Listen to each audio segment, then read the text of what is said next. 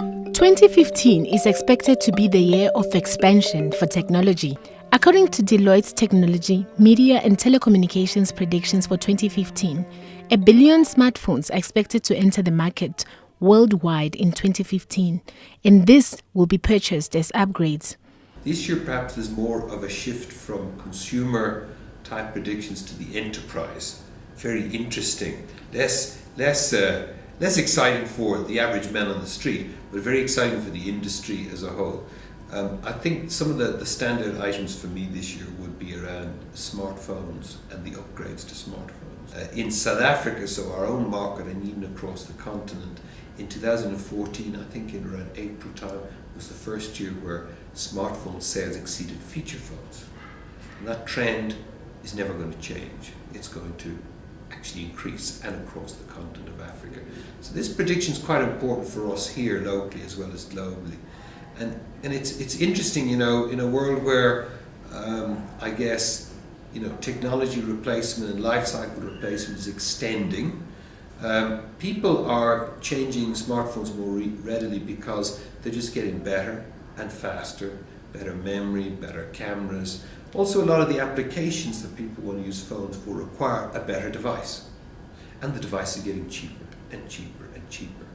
So this is perhaps one of the most important predictions for us, is about the proliferation of the latest phones right across the world, and including our own home market. According to Deloitte, batteries on devices like smartphones, tablets and phablets are expected to last longer as devices become more energy friendly. You'll see a lot of phones these days have capabilities to become very, very energy efficient. Screen goes black and white, a whole lot of background applications close down, and so on and so forth. That is to create a more enhanced capability from batteries, which are really, with current technology, not going to improve that dramatically.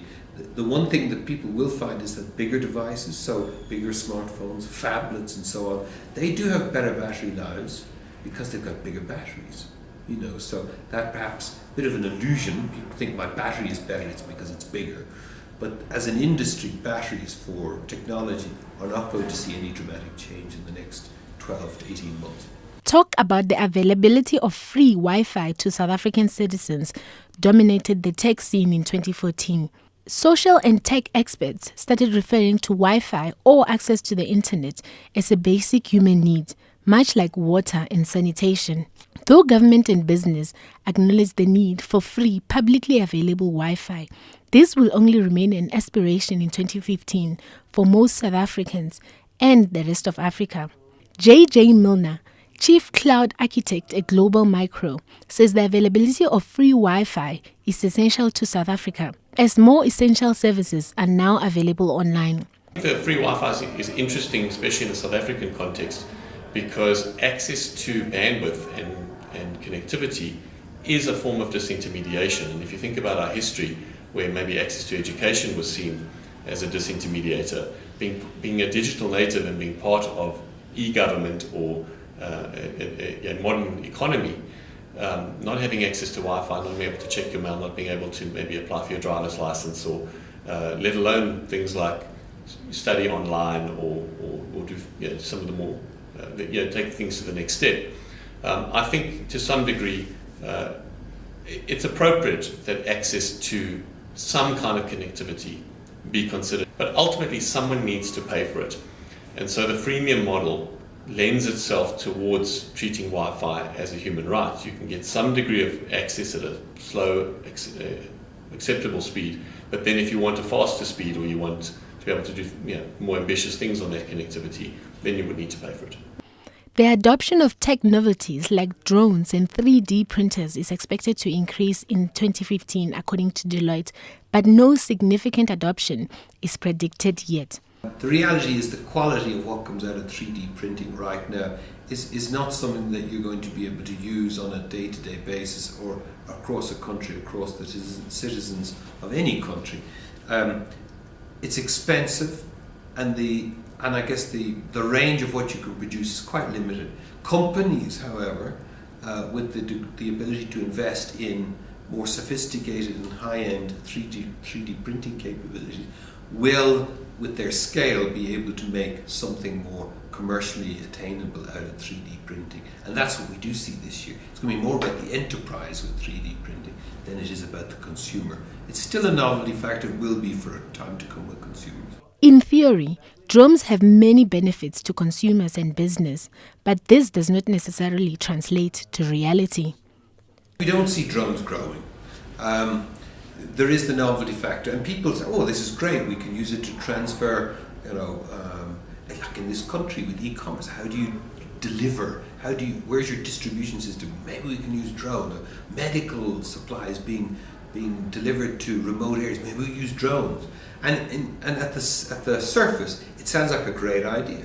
When you get into the detail and you look at the devices and you look at how much they cost when they've got to carry certain weight, and you look at the battery lives, and you look at the difficulties of flying these things, and you look at the regulations, there's been some near misses reported with aircraft.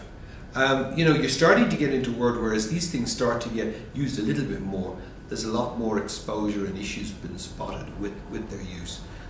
Even delivering to people's homes. Just imagine the situation where a drone appears, outside your front door, and these things have got rotators or propellers rotating at high speed. This could be quite dangerous. What happens if you deliver and the person isn't there? What do you do to collect items, sign for items, and so on? A lot of complexities with drones. So it's still very much a novelty factor. They're still not really capable of delivering to the purpose that people would hope, which was, mass distribution delivery, the sky is full of like mosquito type drones.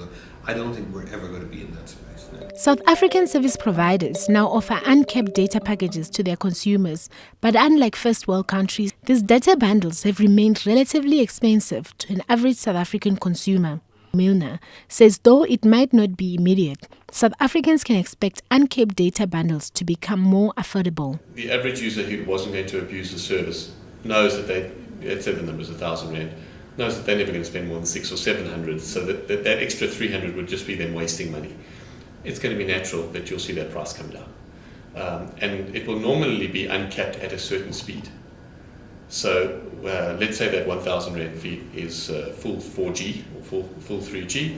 You'll then see 1,000 Rand or 700 Rand will be the 3G when 5G comes out, or when a faster speed comes out. So they'll protect that base, and they'll upgrade those 1,000 Rand users to the new standard, and then you'll have the option, because even with the increases in ADSL speed, you've always had the option of downgrading. Most people don't, because you're used to spending that money, and we're addicted to speed, right? If you love tech, it can never be fast enough.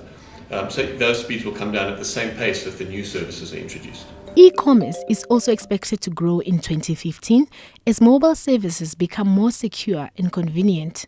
If we look at the billion Rand investment that was made into Kalahari and the merger with Takealot, there's certainly a lot of people who feel quite strongly that online shopping and e-commerce is going to grow at a much faster pace, and I tend to agree that again, as access to Wi-Fi grows, as people get more demanding in terms of being able to consume services and transact online, then that familiarity and that sense of unease will fall away.